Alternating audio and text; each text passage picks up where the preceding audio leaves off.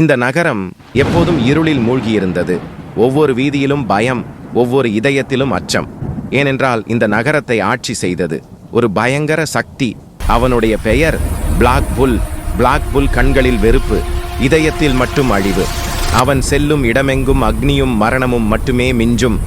ஆனால் இந்த நகரத்தில் 2 இரட்சகர்கள் இருந்தார்கள், ரெட் புல் மற்றும் Red Bull woman. Red Bull, அவனிடம் தீ போன்ற சக்தி, மலைகளையும் அதிர வைக்கும் வல்லமை. ரெட் புல் உமன், அவளிடம் ஒளியும் சிகிச்சை சக்தியும், மரணத்தின் வாயிலிருந்தும் மனிதனை மீட்கும் வல்லமை. இருவரும் சேர்ந்து மக்களின் உயிரை காப்பாற்றினர். சில நேரம் தீயிலிருந்து, சில நேரம் விபத்துகளில் இருந்து, சில நேரம் குற்றவாளிகளிடமிருந்து. ஒரு நாள் நகரத்தில் ஒரு பயங்கர ரயில் விபத்து நிகழ்ந்தது. மக்கள் அலறினர், காப்பாற்றுங்கள், காப்பாற்றுங்கள். அந்த நேரத்தில் வானத்திலிருந்து தீ போல் கீழே இறங்கினான் ரெட் புல். அவன் ஓடிக்கொண்டிருந்த ரயிலை 2 கைகளாலும் பிடித்தான். உலோகங்கள் உரசி தீப்பொறிகள் பறந்தன. பூமி நடுங்கியது.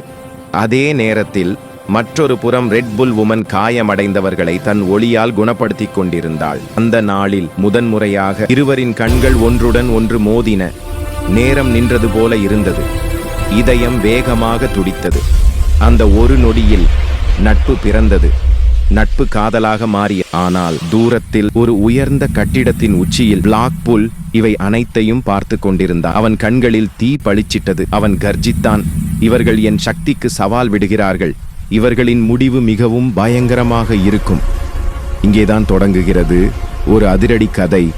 இதில் காதலும் உண்டு, தியாகமும் உண்டு, மற்றும் வரப்போகிறது ஒரு பழிவாங்கல். அது முழு உலகத்தையும் அதிர வைக்கும்.